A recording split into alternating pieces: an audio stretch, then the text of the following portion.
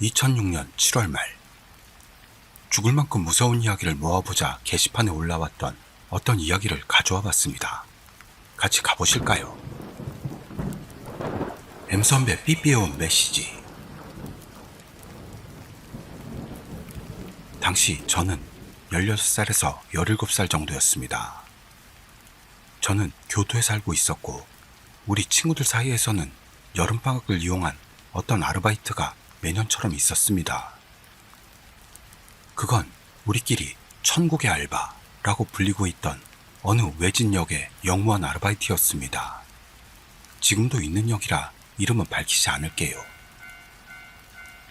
담당 장소는 모두 3곳이 있고 모두가 1시간에 석 대 정도.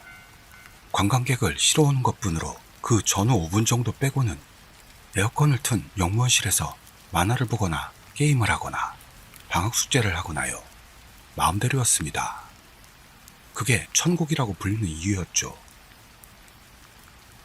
다른 영무원 분들이라고는 정년퇴직해서 직장을 구해 들어온 촉탁직 할배들 뿐으로 오늘은 정말 힘들어요 같은 말을 하면요, 손자 같은 우리가 가여웠는지 그분들은 그럼 숙직실에서 좀 자고 오면 어떠냐 하고 말해줄 정도로 꿀알바였던 겁니다. 그렇게 꿀같은 알바가 일반적으로 모집될 리도 없으니 이 알바는 자연히 매년 땡땡고등학교 재학생으로 가득했습니다. 알바에 들어간 놈들은 3번째 알바, 즉 3년을 맡게 되면요, 이듬해 그 알바에 투입되는 선택된 자들이 1학년부터 몇 명이 선출됐고 대대로 끊임없이 이어져 오고 있었습니다. 당시 알바 멤버로는 U군, K군, N군, Y군, M 선배와 저까지 6명, 모두 시커먼 남자들이었습니다. M 선배만 3학년으로 나머지 5명은 2학년, 그 해엔 1학년은 없었어요. 이 사건은 이 알바와 직접 관계는 없습니다만 알바를 하던 환경이 문제였습니다.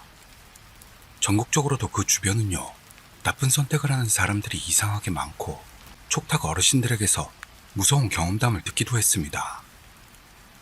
나쁜 선택을 한 사체가 반드시 매년 몇 곳씩은 발견되고 있었는데요. 그 발견자는 거의 아침 일찍부터 출근하는 촉탁 어르신들 뿐. 우리는 8, 9시부터 근무 투입이라 다행히 그런 현장과는 맞닥뜨릴 일은 없었죠. 어느 더운 날, 우리는 그 알바를 마치고 위로회를 열게 되었습니다. 위로회라는 건 딱히 별난 건 아니고 단순히 알바를 마치고 모두 잡담하는 자리입니다. 알바는 2개 시프트로 끝나는 시간이 오후 7시와 11시, 이렇게 2종류. 위로회에 참가하고는 싶지만 7시에 끝날 경우는 4시간 정도 근무처에서 시간을 때우면서 11시 팀이 끝나길 기다리는 겁니다. 그날은 드물게도 6명 모두가 참가했었죠. 너는 오늘 참가할 거 생각? 이라는 말이 나머지 2에게도 영향을 미쳐 그럼 아무 일도 없으니까 나도 하는 식으로 7시에 끝나는 멤버가 모두 남았습니다. 위로회가 열리는 곳은 날마다 바뀌는데요. 그날은 운치가 있다는 것으로 2개의 강이 합류해 하나의 가모가와 강이 되는 삼각지로 내려가기로 했습니다. 삼각지로 내려가려면 2개의 강에 걸친 2개의 다리 사이에서 강변으로 향하는 돌계단을 내려가면 도착합니다. 좌우를 강이 찰랑거리며 흐르는 자갈 위에 앉아 여러 잡담을 나누며 즐기고 있었죠. K군과 N군, 그리고 M 선배는 술을 좋아해서 근처 편의점에서 캔맥주도 몰래 사왔고 조금은 마실 줄 아는 U군은 어울리는 정도, 전혀 못 마시는 저와 Y군은 음료수로요. 당시 휴대폰이라는 건 아직 비즈니스맨들이 차 안에서만 사용하는 고가의 물건으로 보급되고 있던 건 삐삐와 PHS 정도였는데요. PHS라는 건 예전에 시티폰으로 보시면 되겠습니다. 공중전화 옆에서만 사용이 가능해서 그 당시 우리나라도 공중전화 옆에 인간들이 바글바글 했었죠. 지금 젊은 사람들은 모르는 분들도 많을 것 같네요. 그런데 이 당시 일본 PHS는 자체적으로도 통신이 가능했던 것 같습니다. 옛날 구닥다리 폰 같지요. 그리고 기본적으로는 삐삐를 많이 썼고 개 중에는 PHS를 들고 삐삐랑 공용으로 쓰던 사람도 많았습니다. 그런 시대였어요.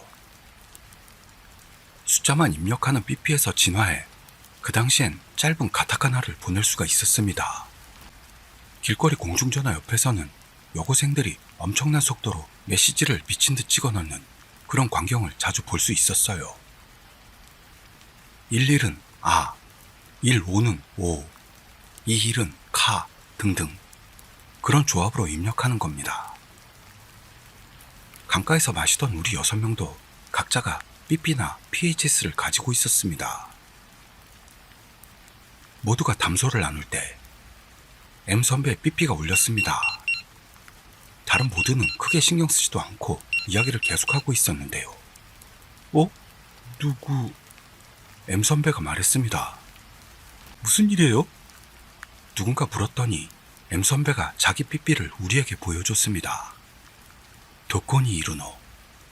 어디 있냐는 뜻입니다. 그걸 누군가가 놀립니다. 또 누구냐니요? 그건 우리가 듣고 싶은 말이죠. 희죽댑니다. 아니야, 진짜로 짐작도 안 가. M 선배가 말한 순간 손에 들고 우리에게 보여주고 있던 삐삐가 다시 울렸습니다. 확인하는 M 선배. 의아한 표정을 지으며 우리에게 보여줍니다. 와타시모 이레테. 나도 끼워줘. 어디서 듣고는 끼워달라니 뭔 말이야? 의미를 모르겠네. 라는 M 선배. 여친분 아니에요? 아니, 여친 없는 거 잘 알잖아. 그때는 그다지 신경 쓰지 않고 다시 잡담을 시작했습니다. 몇 분이 지나고 다시 울리는 M 선배의 삐삐. 진짜 누구냐고 하면서 우리에게 다시 보여준 삐삐에는요. 나이노. 없어. 우리 모두는 쓴웃음을 지었습니다. 그러자 이번에도 바로 다시금 벨이 울리더니 도코니 아루노. 어디 있냐는 뜻인데 이건 물건을 가리키는 말.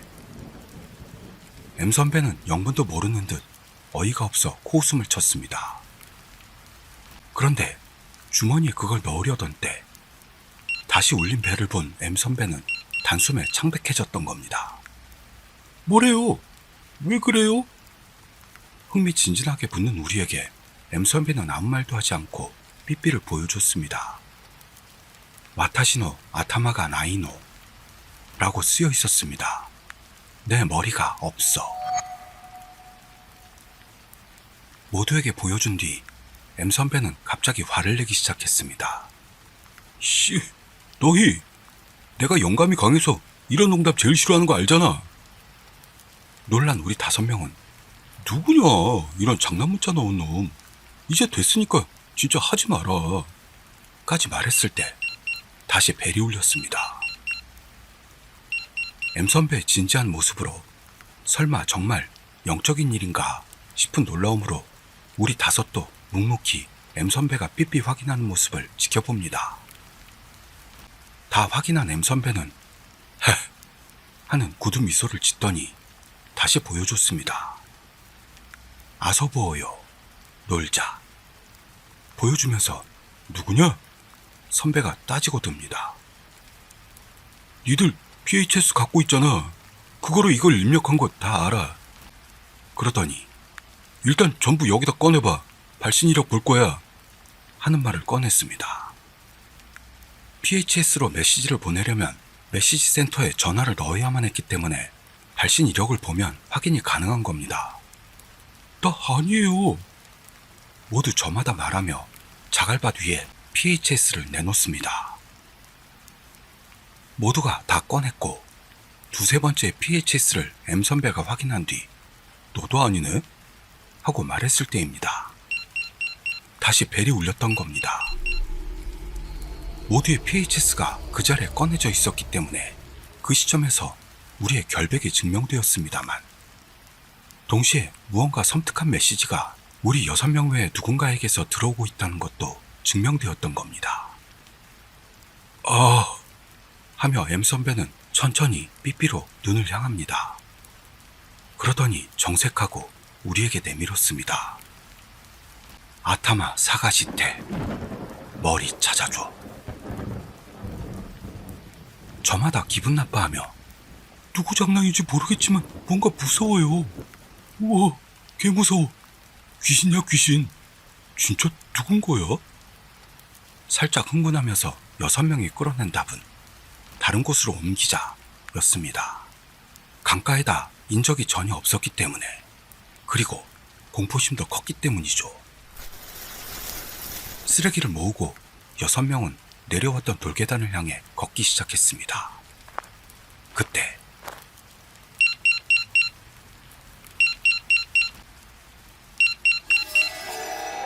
다시 M선배의 삐삐가 울렸습니다.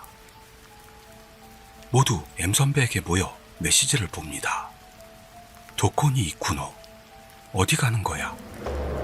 그걸 본 순간 모두는 우와, 야야, 야, 이건 진짜 야바이해 등등 비명을 지르며 달리기 시작했습니다. 돌계단을 뛰어올라 세워놓았던 스쿠터에 올라 제일 먼저 달리기 시작한 사람 쪽을 쫓아 일제히 스쿠터를 몰기 시작하는 6명. 결국 제일 가까운 역 앞까지 가서는 선두가 멈췄습니다.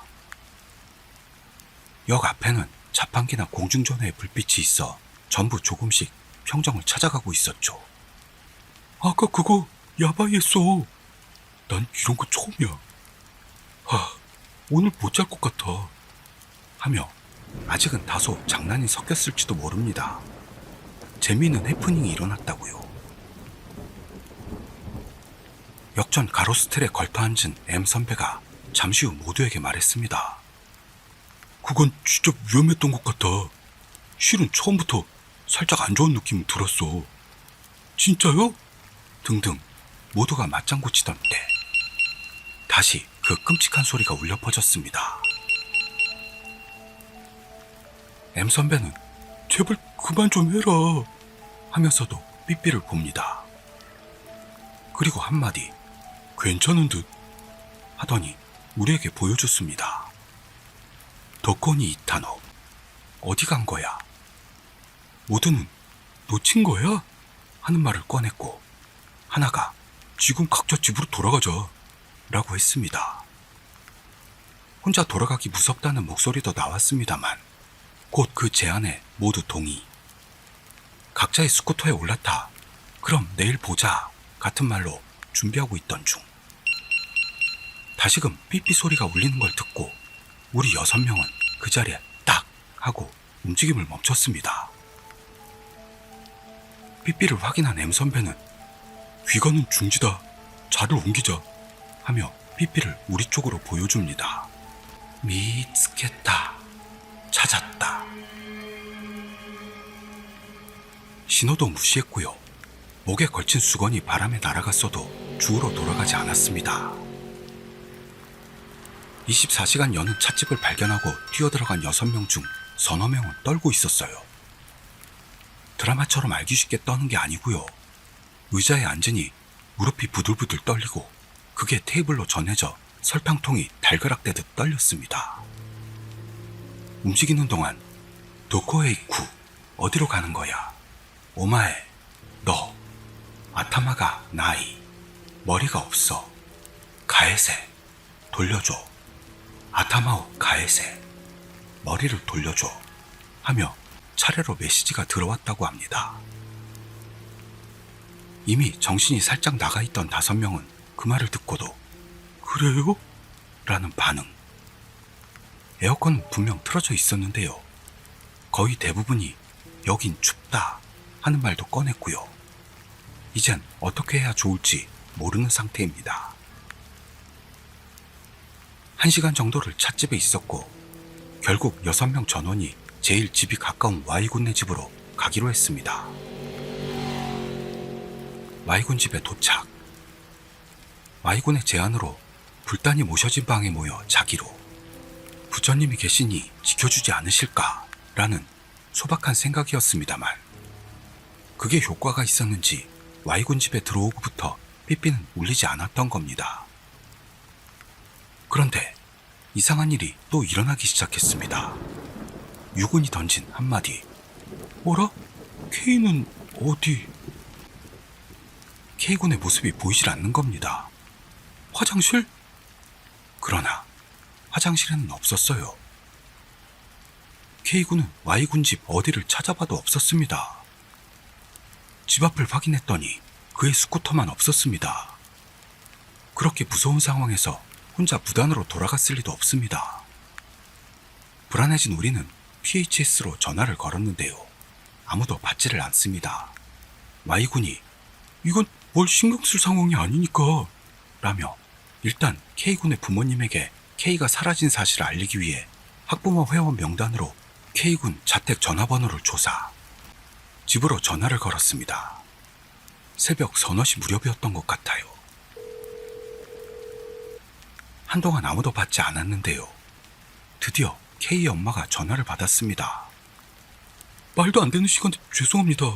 K군하고 같이 아르바이트하는 Y라고 하는데요. 그는 거기까지 말하고 우리를 봤습니다. 잠깐 기다리래. K 지금 집에 있는 것 같아. 뭐? 그 자식 뭐야? 돌아갈 거였으면 말이라도 하지. 모두 투덜거립니다. 잠시 후 전화 너머로 K와 통화한 Y가 우리에게 했던 말은 걔 오늘 7시 퇴근이라 먼저 돌아갔다는데? 우리 모두 얼굴을 찌푸리며 쳐다봅니다. 뭐야, 위로해하자고 꼬셨는데 내가 오늘 일이 있어서 먼저 간다고 했잖아. 분명히 자다깬 목소리였다고 합니다. 우리 모두는 곰곰이 생각해봤습니다만 있었던 것도 같고 없었던 것도 같은, 즉 기억이 아리송한 겁니다. 존재감이 없다거나 하는 이야기는 아닙니다. 6명 중 하나이기 때문에 없으면 바로 알 수 있을 텐데 처음 강가에서 Y군 집에 도착할 때까지 아무도 K군이 없다는 걸 느끼지 못했던 겁니다.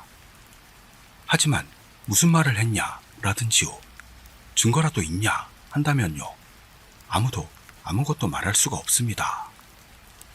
다만 분명히 6명이었다는 것만은 모두가 기억하고 있습니다. 그렇다면 강가에 있던 6명 중 하나가 귀신이었다는 걸까요? 아재 할배들 추억 돋는 재밌는 이야기였습니다. 오늘도 역시 짧은 느낌이 있네요. 그래서 하나 더 갈까 하는데 어떠신가요? 좋으실까요? 역시 사람이 제일 무섭다 라는 기묘한 한마디의 글로 시작된 이 스레드. 일상의 한순간일 뿐인 버스 안에서 대학생인 이래 장렬한 공포체험이 시작되었던 건데요. 버스에서 만난 무서운 보호자. 강의가 끝나고 버스에 타 2인용 좌석에 앉아 있었다는 일. 텅 빈 버스 안에서 음악을 들으며 밖을 내다보고 있는데 아기를 낳는 여자가 옆에 와서 앉았습니다. 처음부터 버스는 텅 비어 있는데 어째서 옆에 앉는 건지 의문을 가지면서도 일은 그다지 신경을 쓰지 않고 다시 밖으로 시선을 향합니다. 그러자 이어폰 너머로 음악이 아닌 뭔 소리가 들려왔다는 일. 기분 탓인가 싶으면서도 시선을 느끼기 시작합니다. 일은 옆에 앉은 여자가 말을 거는 건가 생각, 옆을 봤습니다. 그런데 여자가 안고 있던 건 아기가 아닌 인형이었던 겁니다. 게다가 인형을 일 쪽으로 향하고선 여자는 이를 보며 뭔가를 말하고 있는 거죠. 일은 섬뜩하게 느껴 음악의 볼륨을 높인 뒤 철저히 무시합니다만 어째서 모르는 여자가 이런 짓을 하는 건지 하는 생각으로 머릿속이 가득 찼습니다. 그 뒤에도 계속 시선이 날아와 그저 참고만 있던 일. 겨우 내릴 정류장에 도착해 이윽고 일은 안심합니다.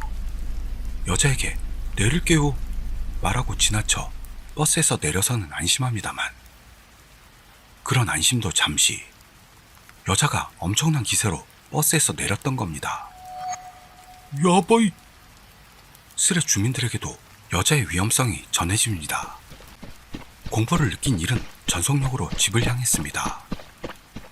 바로 돌아가면 집을 들킬 염려가 있다고 생각한 일은 일단 근처에 숨을 만한 곳에 몸을 숨깁니다. 10분 뒤, 이젠 괜찮겠지 생각해 집으로 향한 일. 안심하고 집 문을 열었더니 조금 떨어진 장소에서 그 모자는 이를 감시하고 있었던 겁니다. 설마 하는 전개에 스레 주민들은 부들부들 떨기 시작하죠. 진짜냐?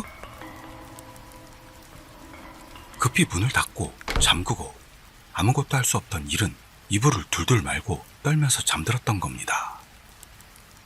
부모님도 그날은 집에 안 계셔 혼자 있게 된 일. 너무도 이상한 여자에게 스레 주민들도 공포로 전율하죠. 다음날 눈을 뜬 일은 어제 일을 떠올리면서도 학교로 향합니다. 사주 경계를 철저히 하며 버스 정거장까지 향했는데요. 그 모자를 발견하는 일은 없었고 무사히 학교에 도착했습니다. 학교에서 어제 겪었던 섬뜩한 경험을 친구에게 이야기했더니 처음에는 무서워했습니다만 결국 만든 이야기라고 무시당하고 맙니다. 창작 아니라면 무서워. 설마 씨발? 그만해. 청적이라도 충분히 무섭구만. 스레 주민들은 여기까지의 무서운 흐름에 창작이기까지 바라죠. 그리고 강의가 끝난 후 돌아가기 위해 버스에 올라탄 일. 어제의 일을 반성하며 1인석에 앉습니다. 하지만 그날은 그 모자가 타지는 않아서 일은 어제만 그런 짓을 당했구나 생각하기 시작합니다. 내릴 정류장에 도착. 일은 버스에서 내렸습니다. 그러는데 한 스레 주민이 안 좋은 예감이 든다 라는 글을 올립니다. 이 예감은 적중. 일의 귀가를 기다렸다는 듯 그 모자가 이를 바라보며 버스 정류장에 서 있었던 겁니다. 그때 어제는 필사적으로 처맞고 있던 그런 말이라고 생각되는 소리가 들려왔습니다. 그 여자의 말이 들리지 않도록 하고 있던 일이었는데요.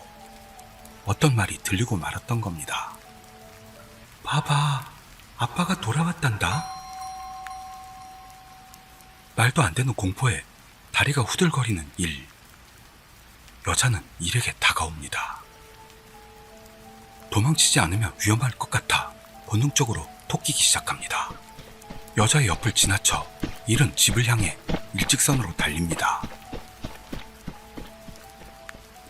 집에 도착해 어쩌지도 못하는 일은 화장실에 틀어박혀 떨고 있을 수밖에 없었던 겁니다. 일은 지푸라기라도 잡는 심정으로 친구에게 문자를 보냅니다. 답장을 기다리던 중 하고 울리는 인터폰. 이젠 죽는구나 각오한 일은 끝났다 생각하는데 일의 핸드폰이 울리기 시작합니다. 친구에게서 온 전화였죠. 여보세요? 난데 집에 있냐? 벨 눌러도 안 나오는 게 역시 없는 거? 라는 동네 친구에게서의 연락으로 벨을 누른 건 친구라는 게 밝혀집니다. 친구는 걱정되어 달려왔던 겁니다. 친구를 집으로 들이고 아까 일어났던 사건을 이야기합니다. 친구는 순간적으로 할 말을 잃습니다만 내가 있으니까 안심해라 라는 의지가 넘쳐나고 있습니다. 일도 진정되기 시작. 둘이 담배 한 대 하러 베란다로 나갔습니다. 거기까지의 이야기를 듣고 벌벌 떨고 있던 스레 주민들은 베란다라는 한 단어에 더한 공포를 느끼고 맙니다.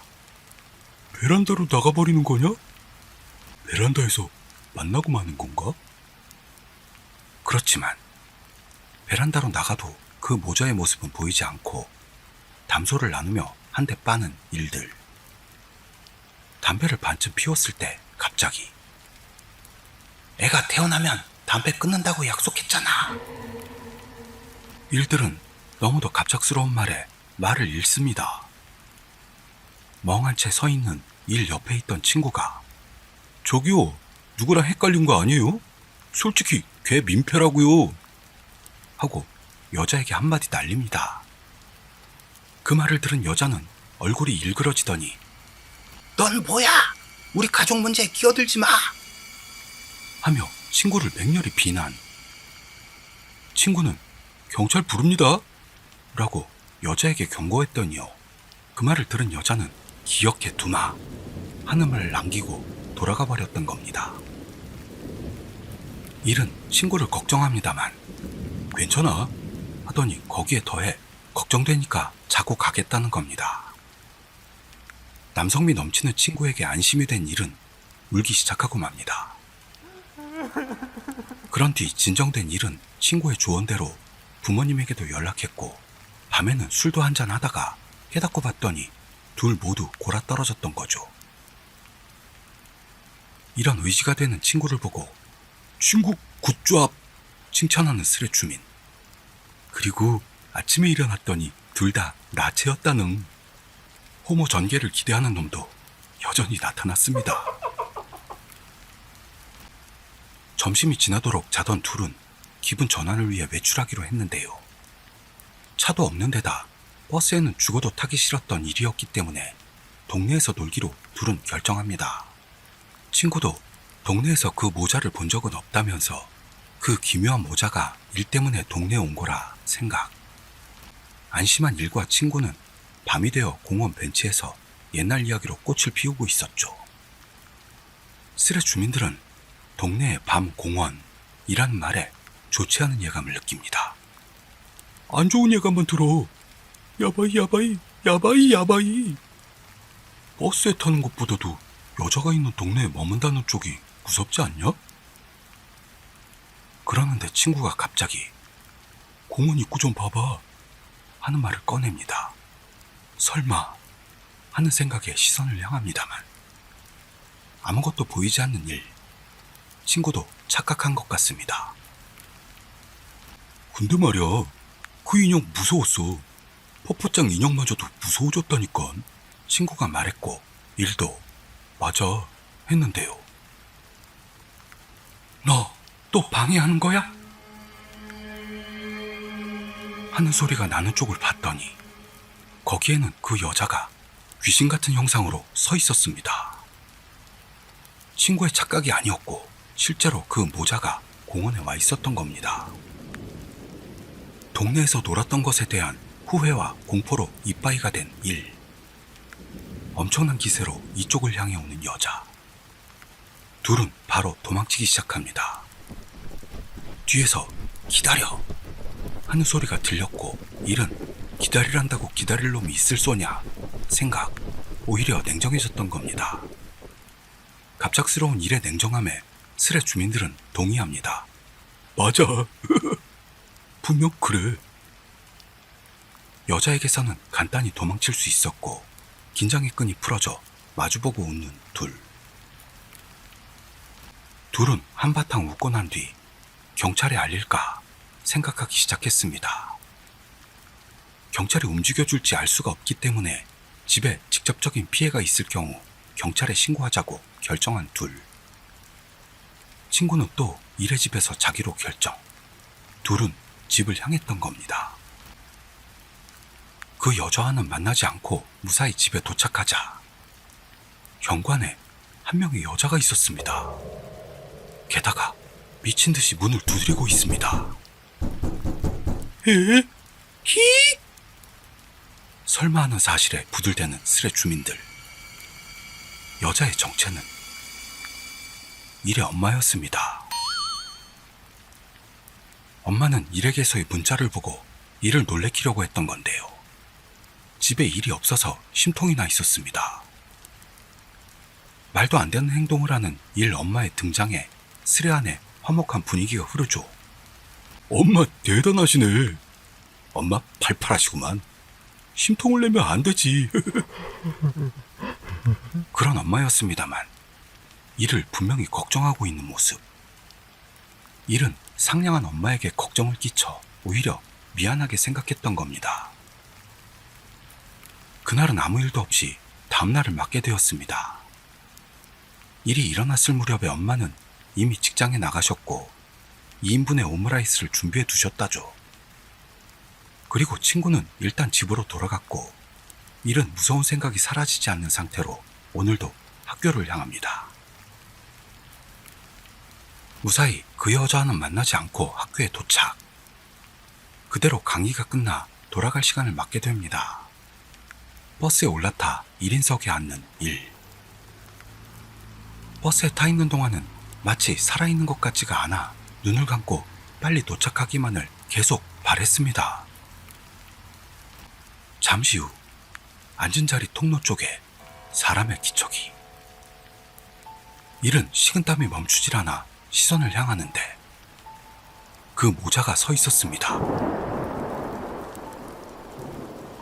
일의 옆에 서서 계속 뭔가를 중얼거리는데요. 전율이 온몸을 달리던 일은 음악 볼륨을 높여 외부와의 정보를 차단하고 친구에게 살려줘 하는 문자를 송신. 하지만 스레 주민들은 친구도 더는 손을 쓸 수 없는 건 아닐까 하는 목소리들이 넘쳐나기 시작합니다. 친구도 가엾게 됐어? 대단한 친구도 이젠 무리일 겁니다. 내릴 정거장에 버스가 도착하고 서둘러 내린 일. 여자는 그 뒤를 쫓아옵니다. 그러자 어이 할망구! 친구 목소리가 들렸습니다. 영웅 같은 친구 등장에 스레 주민들은 들끓기 시작하죠. 친구 개 멋짐! 친구는 그 여자를 도발한 뒤 둘이서 일의 집을 향해 달리기 시작합니다. 그런데 친구는 전속력으로 달리는 게 아니고 여자를 도발하며 일정 간격을 두고 도망치는 겁니다. 겨우 집에 도착해 피난하는 둘. 여자는 열이 처받는 상태인지 집 문을 두드리며 발광하고 있습니다. 이 발광에 공포를 느끼는 주민들. 무서워요. 야바이. 친구가 시켜 일은 경찰에 신고. 그러는 동안에도 친구는 문 너머에 있는 여자를 계속해서 도발했죠. 잠시 후 경찰이 도착. 작전 뻑! 친구는 웃으며 한마디. 여자는 그대로 경찰에 연행되었던 겁니다. 경찰 말로는 여자는 옛날에 아이를 잃고 남편에게도 버려져 정신이 나가고 말아 인형을 자기 아기라고 믿고 있다는 것.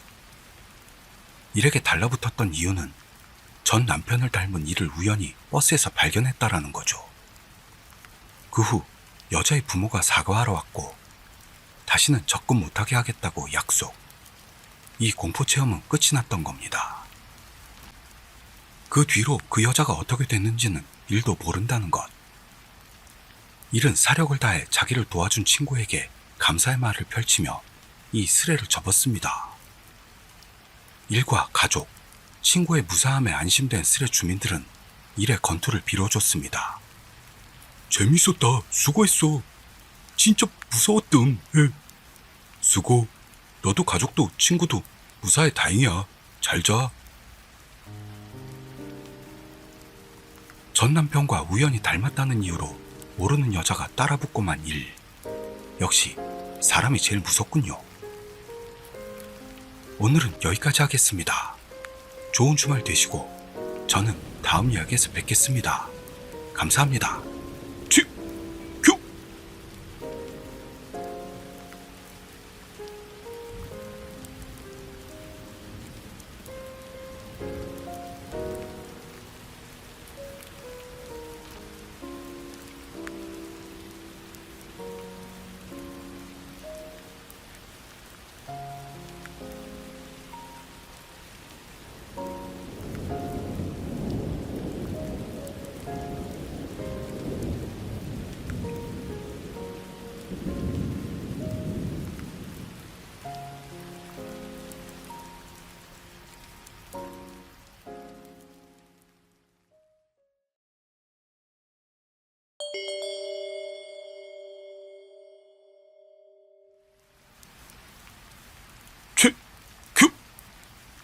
한 말씀 올리겠습니다.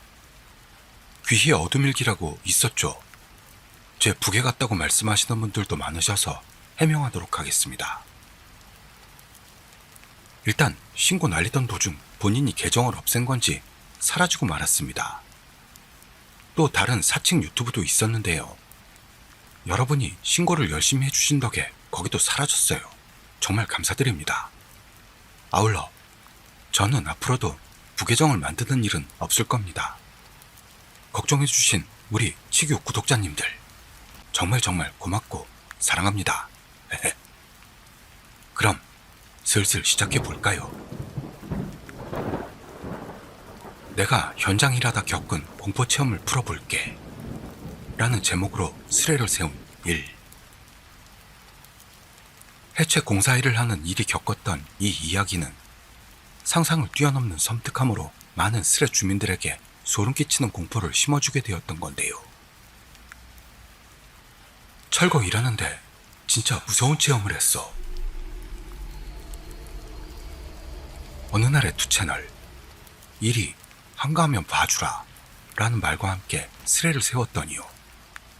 주민들은 바로 어떤 현장이냐 하는 퉁명스러운 질문을 날렸습니다.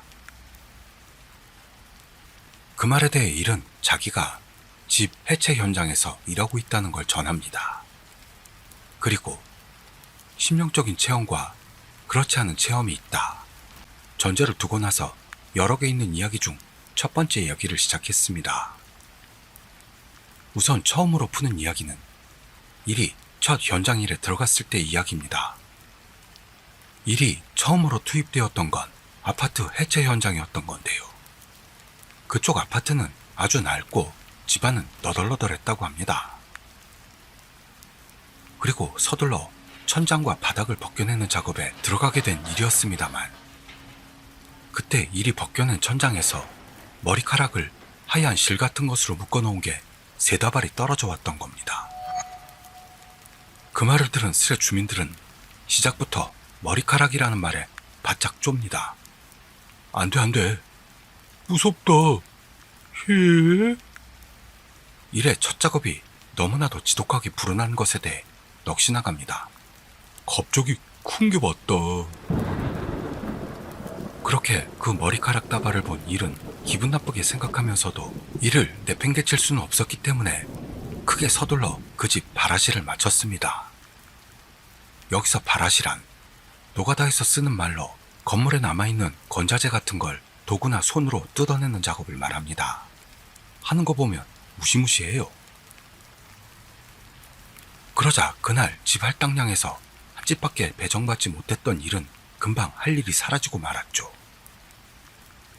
때문에 일은 아파트 뒤쪽에 있는 쓰레기장에서 화목들을 주워 모으는 일을 하게 됐습니다. 거기 쓰레기장은 집집마다 버리는 장소가 나뉘어 있다는 꽤 특이한 구조를 하고 있었다네요. 그리고 일이 바라시한 402호 쓰레기장에는 고양이의 백골화된 시체나 일본 인형 등이 버려져 있어 거기만 이질적인 분위기가 떠돌고 있었습니다. 또한 원래부터 심령적인 게 약했던 일은 아까의 머리카락 다발 일도 있었기 때문에 서둘러 그곳을 벗어나 뛰어서 휴게실로 향합니다. 그런데 휴게실에 도착한 순간 뒤에서 갑자기 땅 울림 같은 소리가 들려왔던 겁니다. 그러자 일의 옆에 있던 현장 감독과 선배가 놀라기 시작하는 바람에 일이 무슨 일이에요? 하고 물었더니요. 현장 감독 말로는 조막가의 땅 울림이 아시바가 무너지는 소리였다고 일에게 알립니다. 아시바란 비계라고도 하는데요. 건설 현장에서 작업자들이 안전하게 오르내릴 수 있도록 설치하는 가설 구조물 중 하나입니다. 이렇게 생겼어요. 아주 익숙하실 겁니다. 그래서 일이 현장 감독들과 같이 아시바가 어떻게 됐는지 보러 갔더니요. 아파트 뒤쪽에다 조립해 놓았던 아시바가 무너져 있네요. 거기다 402호 바깥쪽에 설치해 놓았던 아시바만이 아주 깨끗이 쓰레기장을 향해 무너져 있었던 거죠. 그걸 본 일은 까딱 잘못했다면 난 현장 첫날 죽었겠구나 생각, 등줄기가 얼어붙었던 겁니다. 이런 느낌의 이야기들을 일은 몇 가지 적당히 풀어보겠다는 것으로 쓸의 주민들은 기대에 가슴이 부붑니다. 기대.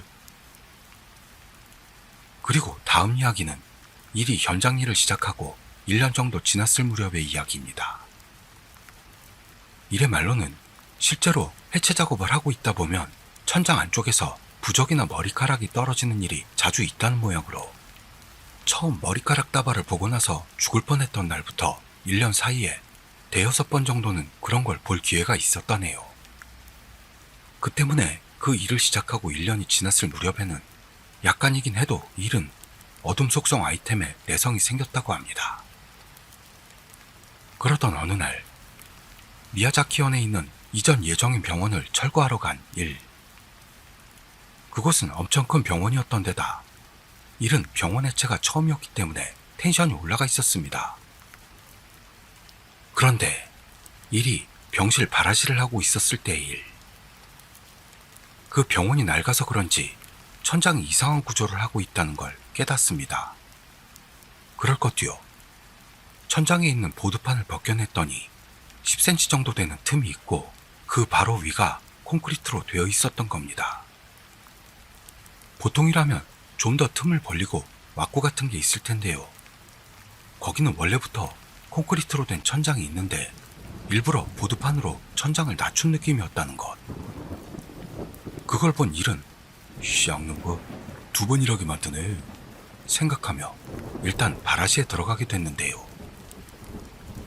세 번째 병실 바라시에 들어갔을 때 천장을 벗겨냈더니 감자칩 봉투가 떨어졌던 겁니다. 가끔 천장 안쪽에서 쓰레기 같은 게 떨어지는 일은 있어도 이번은 천장과 콘크리트의 사이가 10cm 정도밖에는 안 됩니다. 그래서 쓰레기가 들어가기도 하나 이상한 생각이 든 일은 일단 보드 한 장을 떨어뜨려 보기로 했습니다. 그러자 아까까지의 방들과는 다르게 그 병실만 보드판 위로 콘크리트 천장이 없이 1m 정도의 공간이 있던 거죠. 그리고 그 공간 앞쪽으로는 통풍구인지 뭔가가 있는 것 같은데 빛이 들어오고 있어서 안쪽으로 희미하게 철판 같은 게 2장 나란히 깔려있는 게 보였습니다. 그게 뭔지 궁금했던 일은 바로 보드를 고정하고 있는 철근 같은 것에 올라타 안쪽으로 들어가 보기로 합니다. 그리고 일의 말로는 해체 현장에서는 가끔 숨겨둔 비상금이 발견되기도 한다는 모양으로 금액이 그렇게 크지 않은 경우는 발견한 사람이 슬쩍하기도 한다나요. 그래서 일도 그때 어쩌면 안쪽에 병원 돈이 있을지도 몰라 들뜬 마음에 안쪽까지 들어가게 됐습니다. 그러자 제일 안쪽에 철판이라고 생각했던 게 아크릴판이었던 것도 있어 일이 처음에 들여다본 위치에서는 사각이 되는 조금 더 안쪽에 무려 이불이 깔려 있었던 겁니다. 그걸 본 일이 어째서 이불이냐? 의미를 모르겠네. 마음속으로 투덜대고 있는데요. 이불 속이 살짝 밝아서 보게 됐는데 이불 바로 밑에 쌍안경 렌즈? 꼭 몰래 보는 구멍 같은 그런 게 고정되어 있길래 거기서 호기심에 못 이긴 일은 너무 궁금해 그걸 들여다본 거죠. 그 렌즈? 구멍? 그걸 통해 보인 건요. 바로 아래 병실에 놓여있는 침대였습니다. 그게 결국 뭐에 쓰이고 있었는지는 결국 알아내지 못했습니다만 일은 너무 무서워져 바로 아래로 내려왔다고 합니다. 그러자 이 이야기를 듣고 있던 한 스레 주민이 슈퍼 스토커라는 파워워드를 날리기 시작. 게다가 다른 스레 주민은 그런 슈퍼 스토커가 병원에 실제했다는 것에 충격을 받아 할 말을 잃고 말았던 겁니다. 그러는데 한 주민이 일에게 해체 노가다 급여와 휴일에 대해 질문합니다. 관계는 없지만 급여나 휴일은 어떤 느낌임? 그 말에 대해 일은 막 시작했을 무렵에는 월 13만 엔이었고 지금은 월 20만 엔 정도 벌고 있다고 대답했습니다. 또한 휴일은 일요일하고 추석, 정월뿐이라는 것. 그렇게 일은 2개의 공포체험이 남아있다며 계속해서 이야기를 시작합니다. 다음 이야기는 일이 작년 여름이 되기 전에 경험했던 이야기입니다. 일이 스레를 세웠던 해의 1년 전인 2016년은 구마모토에서 지진이 일어났던 해였는데요. 일의 회사는 지진으로 금이 간 집에 해체 공사를 하게 되었다고 합니다. 그 집은 꽤 훌륭하게 만들어진 2층짜리 단독주택으로 외관은 꼭 야쿠자가 사는 집같이 보였습니다만 안으로 들어갔더니 외관과는 반대로 엄청 너덜너덜해져 있었고 천장에는 여기저기 구멍이 뚫려 있었습니다. 그때 일은 처음엔 그게 지진에 의한 것인가 또 생각했는데요. 그러기에는 외관은 깨끗했고 정원도 깔끔히 정비되어 있었기 때문에 살짝 위화감이 들었다고 합니다. 그리고 그 현장을 일은 후배인 류라는 친구와 딱 둘이서만 담당하게 되었습니다.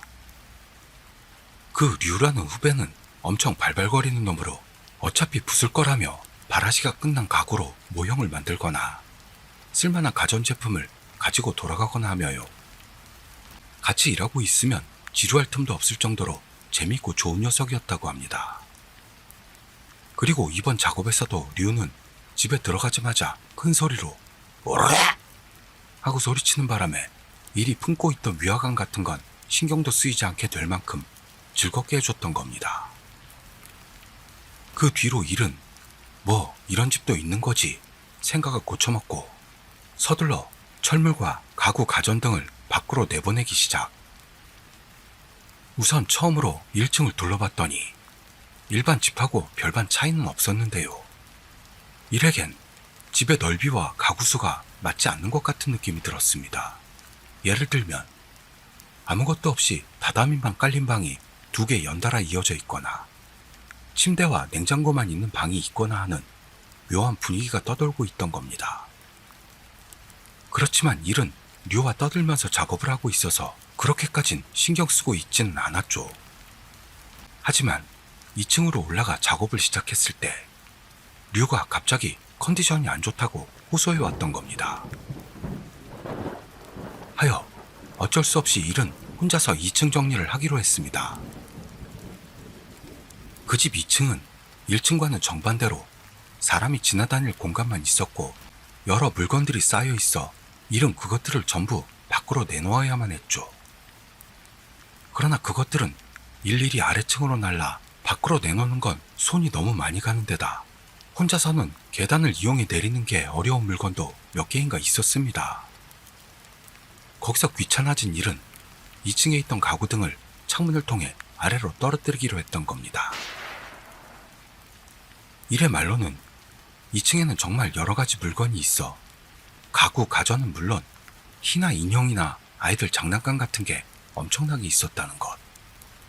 그리고 이날 일은 사장에게 이들 안으로 바라지 들어가 라는 말을 들었기 때문에 크게 서둘러 창문으로 여러 물건들을 내놓게 되죠.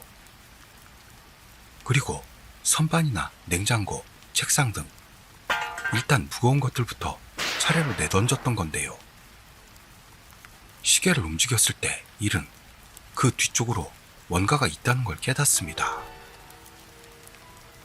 봤더니 그 괴종시계 뒤에 살짝 틈이 있었고 거기에 갈색 펠트 같은 것으로 만들어진 너덜너덜한 인형이 붙어 있었던 겁니다.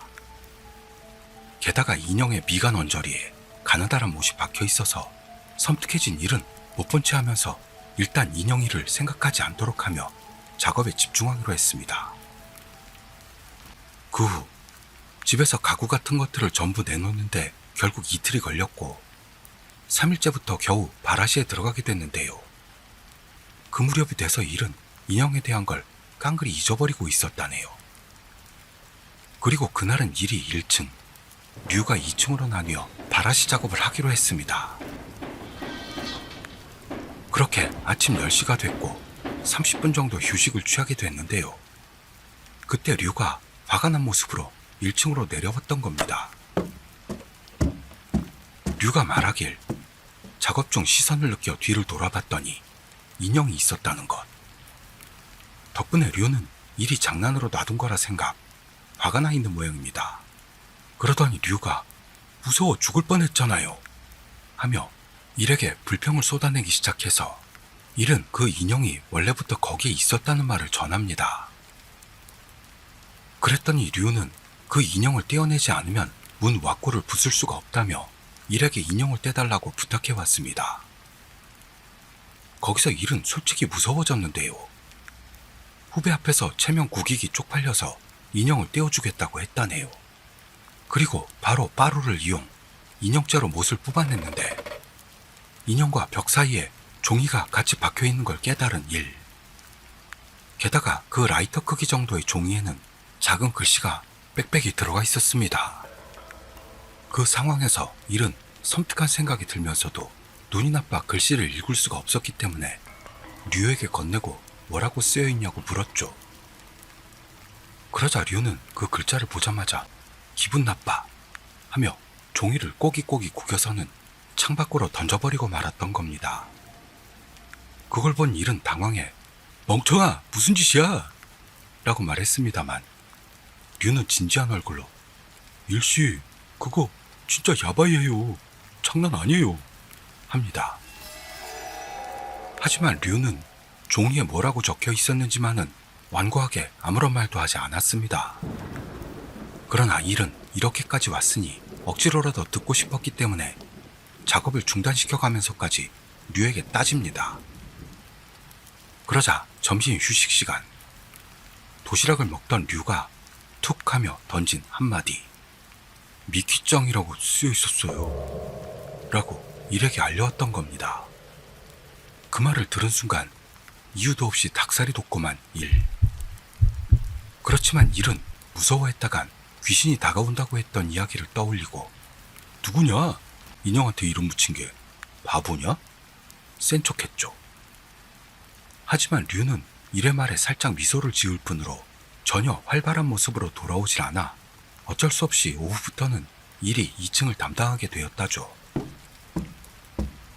그렇게 2층으로 올라갔더니 아까 떼어낸 인형이 바닥에 굴러다니고 있어 무서워진 일은 창문을 통해 그 인형을 던져버렸습니다. 이것으로 일단 시야에 들어오지 않으니 괜찮다고 생각해 작업을 하고 있었는데요. 실제로도 아무 일도 안 일어나서 일은 그냥 섬뜩할 뿐인 인형이었어 라고 조금은 안심했다고 하네요. 이렇게 바라시 첫날은 일이 2층을 담당했습니다만 역시 1층 쪽이 넓고 작업도 일쪽이 빨랐기 때문에 다음날부터는 류가 2층을 담당하게 되었습니다. 그렇게 되었다는 말을 전할 때 일이 인형도 버렸고 오늘도 아무 일 없을 테니까 괜찮아 했더니요. 류는 살짝 안심됐는지 가벼운 말들을 내뱉기 시작. 그래서 일은 이건 이것대로 재밌는 경험이구나 생각하기 시작했다고 하네요. 그리고 다음날 2층은 금방 작업이 끝날 테니 류에게는 9시 반 정도까지 휴식을 취하게 하고 일은 혼자서 1층 바라시를 시작했습니다. 그렇게 9시 반이 되었을 때 류가 일의 옆을 지나 2층으로 올라갔던 건데요. 올라가고 나서 10초도 안 돼서 쿵쾅쿵쾅 계단을 구르듯 내려와서는 일씨 저건 안 돼요. 진짜 죽는 줄 알았어요. 하며 당황한 모습으로 일에게 말을 걸었던 겁니다. 그러나 일은 무슨 일인지 알 수도 없었고 더욱이 류는 흥분 상태라서 설명조차도 제대로 할 수 없는 모습. 그 후 일이 류에게 끌려 2층으로 올라갔더니 2층 욕실에요. 무려 어제 일이 창밖으로 버렸을 인형이 놓여 있었던 겁니다. 아무래도 류는 일이 한 짓이라고 생각하는 모양이었는데요. 일은 어제 그걸 버린 뒤로 만지지도 않았고 오늘 일들이 현장에 왔을 때는 집에다 자물쇠를 걸어둔 상태였기 때문에 누가 맘대로 그걸 가지고 2층으로 올라갈 수도 없었을 겁니다. 하여 이건 큰일 날 물건이다 생각된 일은 인형을 들고 가까운 신사로 향했습니다. 그렇게 신사에 도착했는데요. 신사에 신주가 없길래 어떻게 하지도 못하고 정신이 나갈 것만 같던 일은 신사와 절의 차이도 몰랐다는 겁니다. 이렇게 헛걸음이라는 걸 깨달았지만 그대로 인형을 들고 돌아가는 건 무서워서요. 일은 일단 정결한 장소니까 생각, 신사에 있는 손을 씻는 물을 인형에 뿌리고 그걸 도리 앞에 놓아뒀습니다. 그때 도리 앞에 놓아둔 이유는 인형이 도리를 넘어 이쪽으로 못 오도록 하기 위함이었다고 합니다. 그렇게 다시금 현장으로 돌아오게 된 일들이었습니다만 그런 방법이 효과가 있는지 어떤지도 몰랐고 게다가 류도 무서워서 말도 못하니 일도 꽤나 불안을 느끼고 있었죠. 그러자 현장으로 돌아가던 도중 차에 뭔가가 부딪히는 소리가 나 일은 차를 세우고 주변을 둘러봤습니다만요. 딱히 아무 일도 없었고 차에도 상처는 없습니다. 하지만 그곳에서 현장으로 돌아가기까지의 30분 정도 되는 사이 뭔가가 차에 부딪히는 듯한 소리가 5번이나 들려왔던 겁니다. 그리고 3번째 정도부터 일도 류도 이상하단 것을 깨달아 공포심을 달래기 위해 음악을 이빠이 틀었는데요. 기묘하게도 그 부딪히는 소리가 선명하게 들려왔다고 합니다. 거기서 본격적으로 위험해지는 건지도 생각한 일은 사장에게 전화로 상황을 설명합니다. 그러자 최악의 경우 땅을 액막이 받고 나서 공사해도 좋으니까 그냥 돌아와 하는 말을 들어서 일은 그 말에 살짝 안심하고 빠루 등에 도구를 회수하고 나서 돌아가기로 했죠. 그런 뒤 현장에 도착. 일은 1층에 있는 자기 도구를 재빠르게 회수했던 겁니다만 류가 바짝 쫄아 도무지 2층으로는 안 올라가려고 하는 겁니다. 거기서 일은 어쩔 수 없다 생각. 류와 둘이서 2층으로 올라가기로 했습니다. 그때 일은 인형이 돌아와 있을 가능성을 생각하고 주변을 못 본 채 하면서 빠루와 허리에 차는 도구 수납 벨트를 회수해서 차로 돌아가는 작전을 세우고 있었다네요.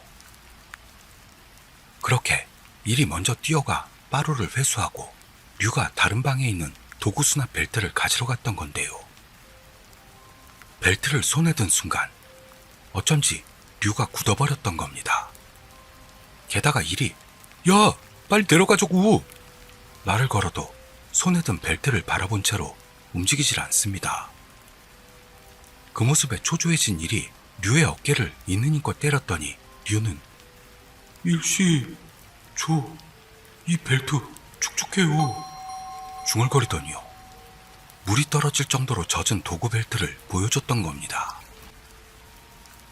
그걸 본 일은 공포로 머리가 가득 차게 됐고 짐을 모두 버리고 류를 잡아 끌어 차에 태운 뒤 죽어라 사무실로 돌아왔던 거죠.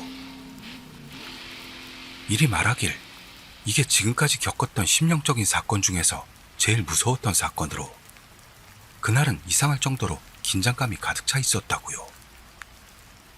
그러자 스레 안에서는 2층에서 류에게 어떤 일이 있었는지 좀 더 자세하게 설명해달라는 호기심이 가득한 주민이 나타납니다. 그 질문에 대해 일이 류에게 들었던 이야기로는요.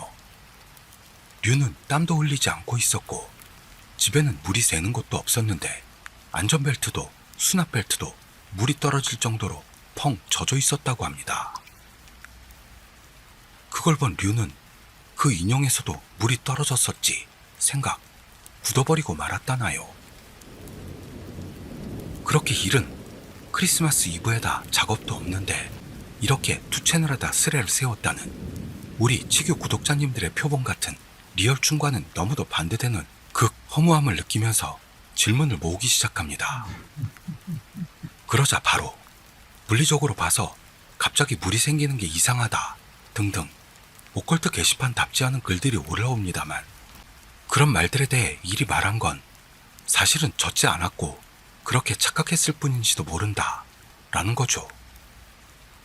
또한 일과 똑같은 직업을 가진 한 스레 주민은 직원 눈에 강구한 파이프가 꽂혀서 퍽 쓰러졌을 때는 심장이 이상한 소리를 내면서 벌떡벌떡 뛰었다는 일이 했던 어떤 이야기보다도 무서운 체험담이 날아들며 스레 주민들의 등골을 얼어붙게 만들었던 겁니다. 덧붙이자면 일이 준비했던 남은 하나의 공포체험은 어제 사장과 갔던 스낵의 마마에게 들었다는 어떤 의미로는 무서운 이야기였다는데요. 썰을 풀기도 전에 어떤 스레놈이 시시해 하고 날려버리는 바람에 그 이야기는 묻혀버리고 말았던 겁니다. 개새끼네요. 그렇게 모든 이야기를 마치고 스레를 떠난 일이었는데요. 약 4시간 뒤에 다시 스레로 돌아옵니다. 니들 아직도 있었냐? 아무래도 조마카 사장하고 한잔하러 간 모양으로 그때 구마모토 현장에서의 후일담을 사장에게 물어봤다고 합니다. 그랬더니 사장이 말하길 일들이 돌아가고 나서 토지와 건물 액마기를 받고 그 뒤 회사에서 귀신은 절대 없다는 부정파 2명이 대신에 그 집으로 들어갔다는데요. 그때 류의 도구 수납 벨트가 떨어져 있던 곳에 그 인형이 있었다는 것. 그리고 그걸 본 둘은 그 인형을 가지고 들고 있던 빠루로 야구도 했고요. 돌아갈 때 인형을 라이터로 태워버렸다네요. 그 뒤로 인형이 그 집으로 돌아오는 일은 없었다고 합니다. 이 이야기를 듣고 일은 역시 무섭다고 생각만 안 한다면 심령적인 현상 같은 건 일어나지 않는구나 생각했다나요. 그리고 그 이야기를 일이 류에게 전화로 전했더니 류는 크게 폭소했다는 것.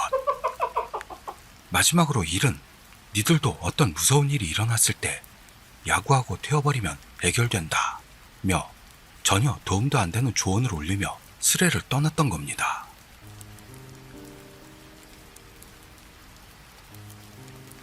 신사보다 빠로 야구 쪽이 직방이라 짜증나네요. 퇴마에는 물리가 최고인가 봅니다. 오늘은 여기까지 하겠습니다. 저는 다음 이야기에서 뵙도록 하죠. 감사합니다.